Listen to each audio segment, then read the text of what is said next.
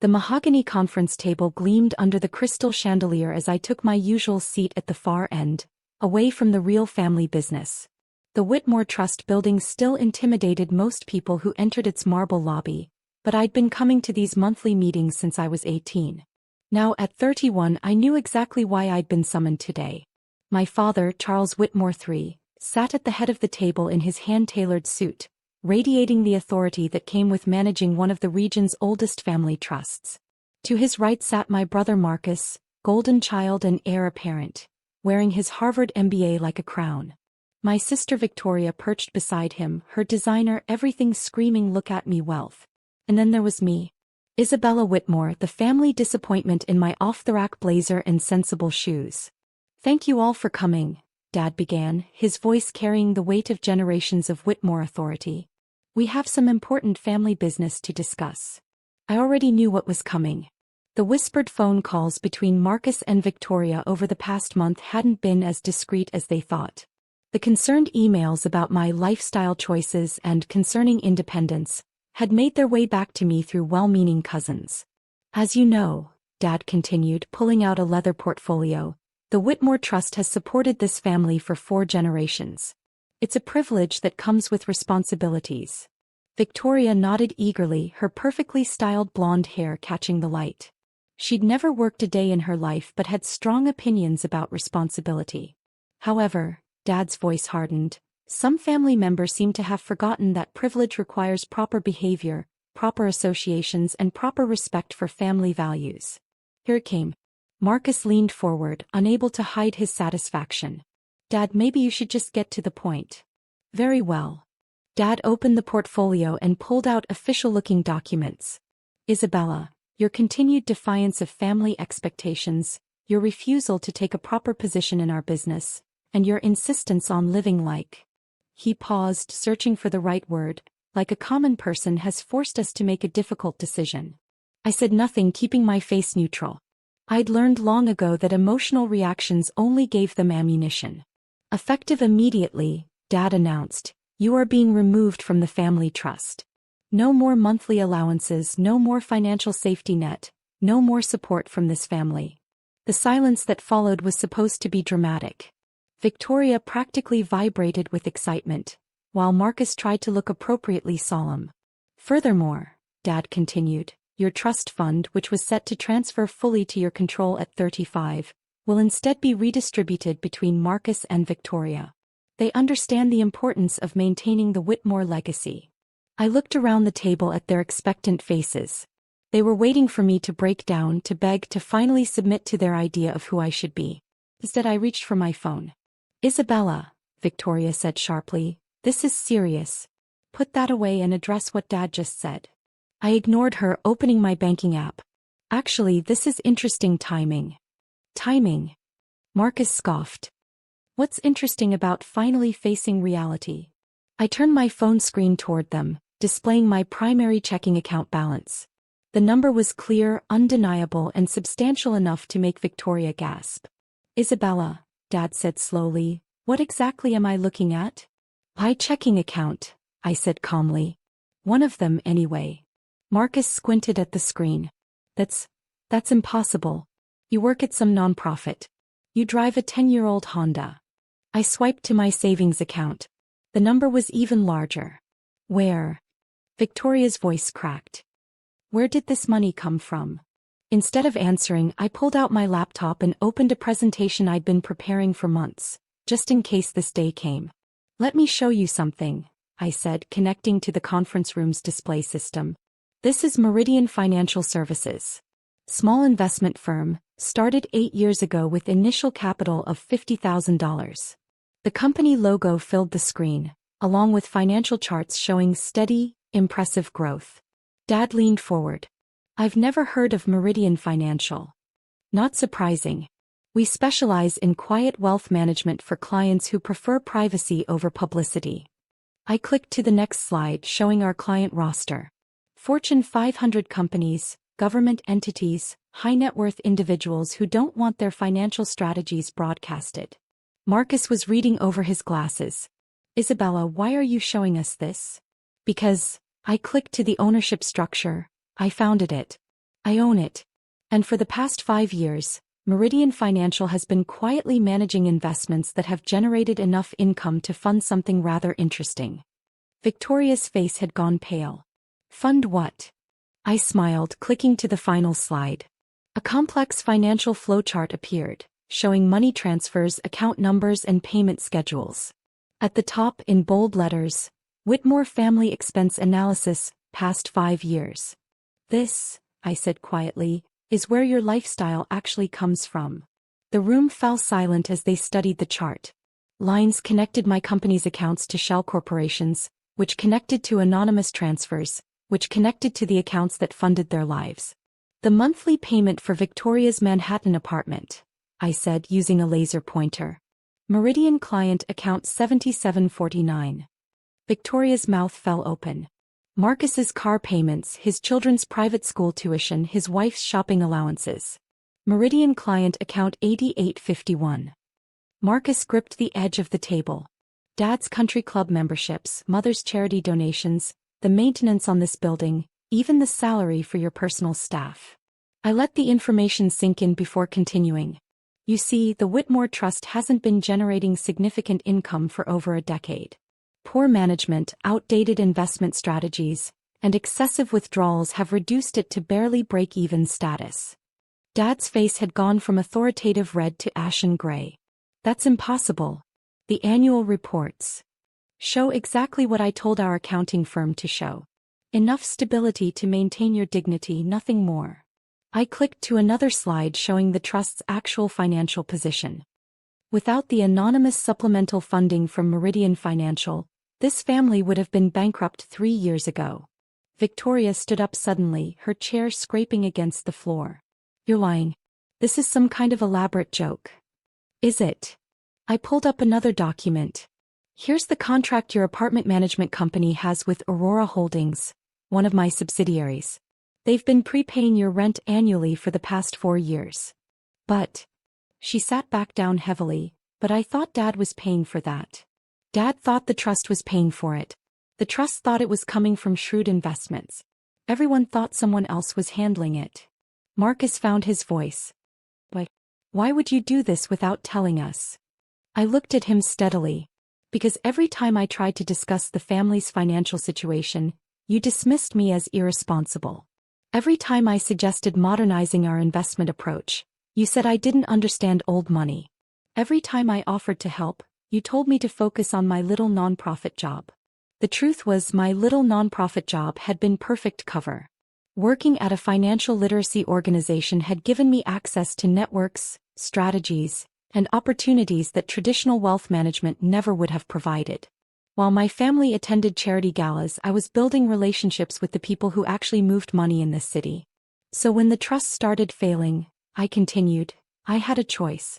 Let you all fall into poverty and learn humility the hard way, or quietly step in and maintain your illusions of financial security. Dad was staring at the financial charts like they were written in a foreign language. Isabella, I don't understand how you could have built something this significant without our knowledge. Because you never asked about my work. You assumed that because I chose to live modestly and work in nonprofit, I must be struggling financially. I clicked to another slide showing Meridian's complete portfolio. While you were all focused on maintaining appearances, I was building something sustainable. Something that could actually support a family legacy instead of just spending it down. Victoria's voice was small. How much are we talking about? Meridian manages just over $800 million in assets. My personal net worth is somewhere around $120 million, though it fluctuates with market conditions. The silence that followed was profound.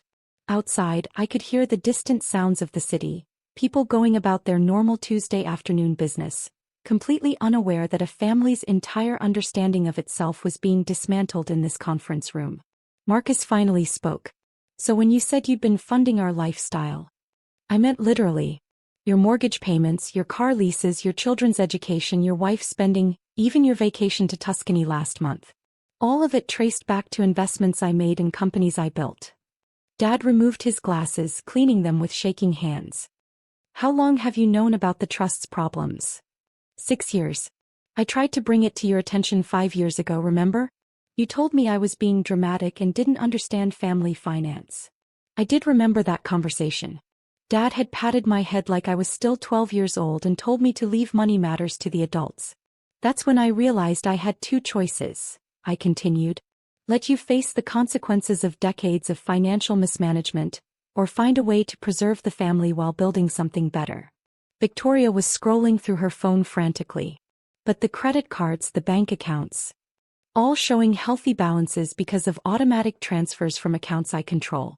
Your credit has been maintained, your lifestyle preserved, your reputation's intact. Why? Marcus asked again. After the way we've treated you, why protect us? I thought about that question. Why had I spent years secretly supporting people who consistently dismissed and undervalued me? Because you're my family, I said simply. I didn't agree with your attitudes or your assumptions, but I wasn't going to let you lose everything because of pride and poor financial planning. Dad looked up from the charts. What happens now? That depends on you, I said, closing my laptop. You just cut me off from a trust fund that was essentially worthless anyway. You can continue thinking I'm the family disappointment who needs to learn responsibility, or you can acknowledge reality. I stood up, straightening my practical blazer. The reality is that I've been supporting this family for years while building a business that could support us for generations. The question is whether you want to be part of that future or keep living in the fantasy of past glory. Victoria was crying now, quietly but visibly. Isabella, I'm so sorry. We had no idea. You had no idea because you never asked. You assumed that because I didn't flaunt wealth, I didn't have it. You confused simplicity with failure. Marcus stood up as well. What can we do? How do we fix this? You can start by understanding that success doesn't always look like what you expect. That intelligence and capability aren't measured by how closely someone follows your predetermined path. I gathered my things, noting how different this felt from every other family meeting I'd attended. For the first time they were really seeing me. The financial support will continue, I said, heading toward the door. Because that's what family does. But the next time you want to cut someone off, you might want to check who's actually paying the bills. Dad's voice stopped me at the door. Isabella, wait. I turned back. Can you teach us? About what you've built, how you did it. For the first time all day I smiled genuinely. I'd like that, Dad. I've been waiting years for you to ask. A month later I sat in the same conference room, but everything had changed. The family trust was being restructured under my oversight. Marcus had taken a genuine interest in learning modern investment strategies. Victoria was working with our financial literacy nonprofit, discovering she had a talent for helping people understand money management. And Dad had become my most eager student, asking detailed questions about portfolio diversification and market analysis with the same intensity he'd once reserved for lecturing me about responsibility. The Q3 reports look excellent, he said, reviewing documents I'd prepared. This sustainable investment approach is generating better returns than anything we've seen in decades. Because it's based on actual market research rather than tradition, I replied. Money doesn't care about family names or old strategies. It responds to smart decisions and careful planning. Victoria looked up from her laptop. Isabella, I still can't believe we didn't know about any of this. How did you manage to keep Meridian completely separate from the family name? Shell corporations, different legal addresses, and careful compartmentalization. I learned early that mixing family expectations with business decisions rarely ends well. Marcus nodded. I'm starting to understand that. Working with you these past few weeks has taught me more about finance than my entire MBA program. Because MBA programs teach theory, I said. Building actual wealth requires understanding how money really moves in the real world. Dad set down his papers and looked at me directly. Isabella, I owe you an apology. Not just for last month, but for years of not seeing who you really are. We all owe her an apology, Victoria added. I can't believe I was so focused on appearances that I never bothered to understand substance. I thought about the years of family dinners where I'd sat quietly while they planned my life for me. The assumptions, the dismissals, the constant pressure to conform to their vision of success.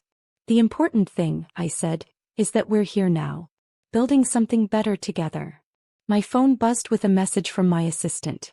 3 more clients wanted to transfer their portfolios to Meridian, attracted by our track record and discretion. Speaking of building something better, I said, we have some decisions to make about expansion. Meridian is growing faster than I anticipated. Dad leaned forward eagerly. What kind of decisions? Whether to stay boutique and exclusive, or scale up to compete with the major wealth management firms. What do you think? Marcus asked. I looked around the table at my family. The same people who'd tried to cut me off just weeks ago, now hanging on my every word about financial strategy. I said, we have the foundation to build something remarkable. Something that could establish the Whitmore name in finance for the next century, not just preserve it from the last one. Victoria smiled. I like the sound of that. Then let's get to work, I said, opening my laptop.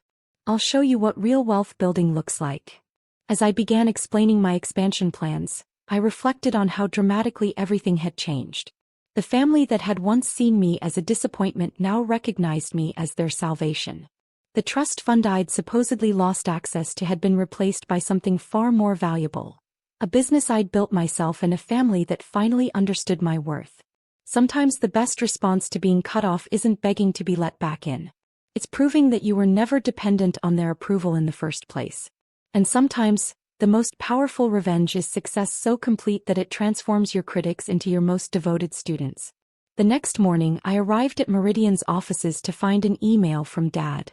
Isabella, after reviewing everything you've built, I have one question. Would you consider letting me work for you? I'd like to learn what real financial management looks like. Your proud father, Charles. I smiled, typing back, Dad, you've been working for me for 5 years. You just didn't know it. Welcome to the team. Your daughter, the CO. Outside my office window, the city stretched out like a map of possibilities. Somewhere out there were other families struggling with outdated financial strategies, other trust funds bleeding money, other young adults being underestimated by people who confused tradition with wisdom. I had work to do, wealth to build, and a family legacy to transform from something that lived in the past to something that would thrive in the future. The girl they'd tried to cut off from the family trust had become the woman who saved it. And we were just getting started.